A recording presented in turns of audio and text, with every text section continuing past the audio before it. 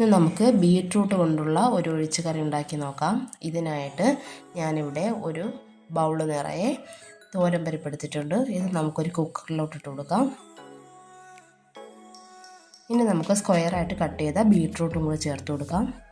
അതുപോലെ തന്നെ ഒരു 15 കൊച്ചുള്ളിയും കൂടെ നമുക്ക് ഇതിലോട്ട് ഇട്ട് കൊടുക്കാം. സവാള ആയാലും മതി, ഒരു മീഡിയം സവാള എടുക്കാം. ഇനി എരിവിന് ആവശ്യമായിട്ടുള്ള പച്ചമുളകും കൂടെ ചേർത്ത് കൊടുക്കാം. നമ്മളിതിന് എരിവിന് വേണ്ടി മറ്റൊന്നും ചേർക്കുന്നില്ല. ഇനി നീളത്തിന് കട്ട് ചെയ്ത 2 അല്ലി വെളുത്തുള്ളിയും കൂടെ ചേർത്ത് കൊടുക്കാം.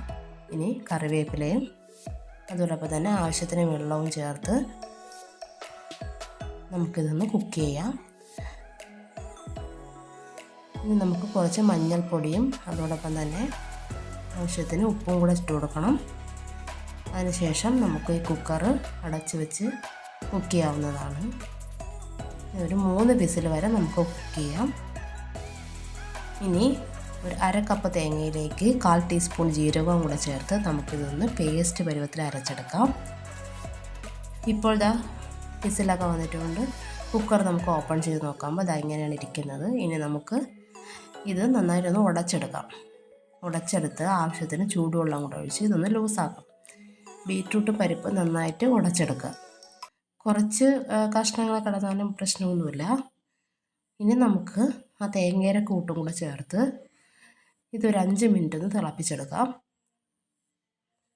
അപ്പോഴത്തേക്കും തന്നെ ഈ തേങ്ങയുടെ പച്ചമണമൊക്കെ മാറിക്കിട്ടും. ഇനി നമുക്ക് ഇതിലേക്ക് വറവും കൂടെ ചേർത്ത് കൊടുക്കാം.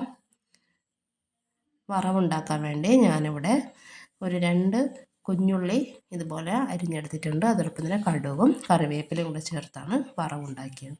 അതാ നമ്മുടെ സ്വാദിഷ്ടമായ ബീറ്റ്റൂട്ട് കറി റെഡി ആയിട്ടുണ്ട്. തീർച്ചയായും ഇതെല്ലാവരും ഒന്ന് ട്രൈ ചെയ്ത് നോക്കണം. കുട്ടികൾക്കൊക്കെ കൊടുക്കാൻ പറ്റിയൊരു റെസിപ്പിയാണ്. അപ്പോൾ റെസിപ്പി ഇഷ്ടമായാൽ വീഡിയോ ലൈക്ക് ചെയ്യുക, സബ്സ്ക്രൈബ് ചെയ്യുക. Thank you.